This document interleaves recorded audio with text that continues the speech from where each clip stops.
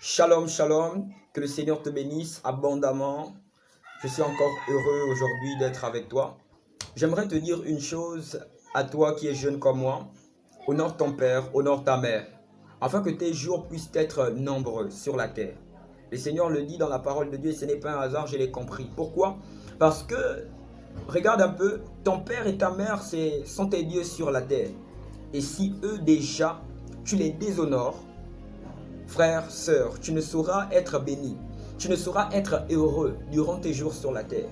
C'est pourquoi ta bénédiction sur la terre dépend, on va dire d'un côté, de ton obéissance vis-à-vis de ton père et de ta mère.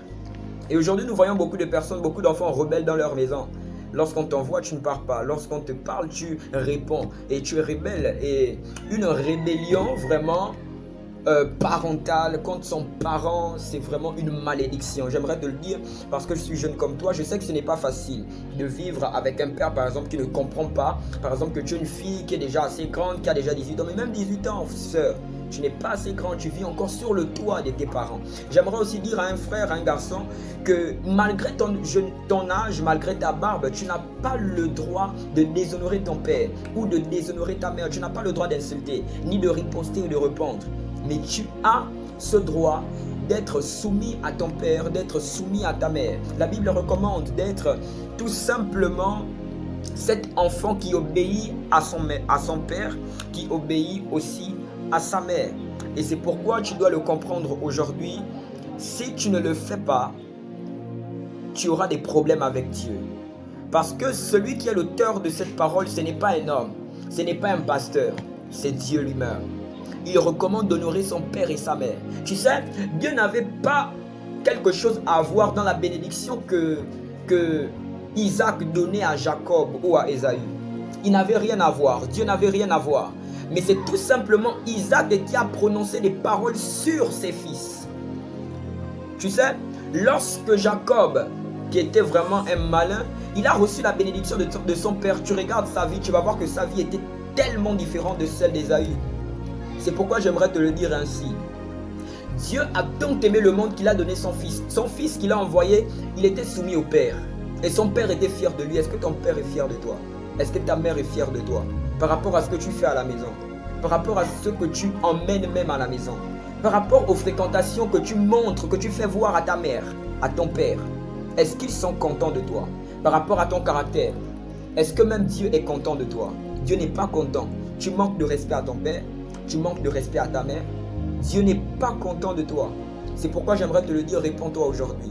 Tu peux te repentir aujourd'hui, car Dieu veut que tu puisses avoir une bonne relation avec ton père, avec ta mère. Car, premièrement, ils sont tes dieux sur terre. Ils sont une autorité face à toi.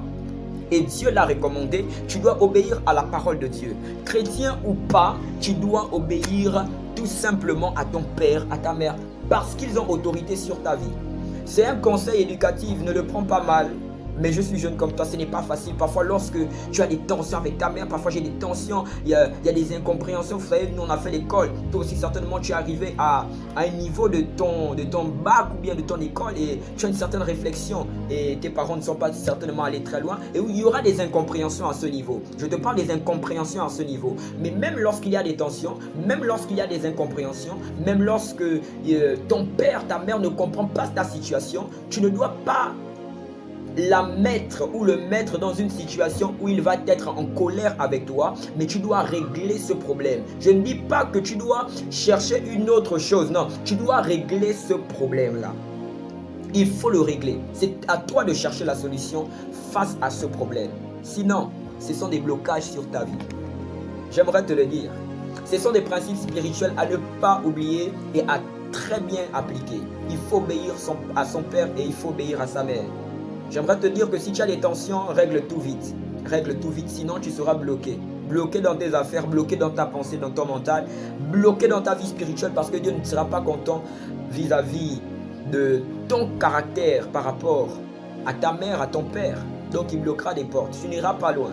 C'est pourquoi obéis à ton père, à ta mère. Ce n'est pas facile, mais même lorsqu'il y a des incompréhensions, même lorsque tu as raison, donne toujours raison à ton père, à ta mère obéis et cherche un moyen de régler les problèmes que vous avez ensemble. Parce que s'il y a des tensions, s'il y a des incompréhensions, Dieu ne sera pas content et c'est à toi que reviendra la cause, le problème et les blocages seront de ton côté et non du côté de ton père, de ta mère. Que Dieu te bénisse. En tout cas, je crois que tu as écouté cette vidéo et que tu es richement béni comme moi. Ce n'est pas facile, hein? Je sais, laisse-moi juste ton commentaire et nous parlerons. Certainement, tu as des petits problèmes, tu as des petits soucis du côté familial, mais j'aimerais te dire que ces problèmes ne sont pas grands aux yeux de Dieu. Dieu peut les régler d'un simple tic au tac.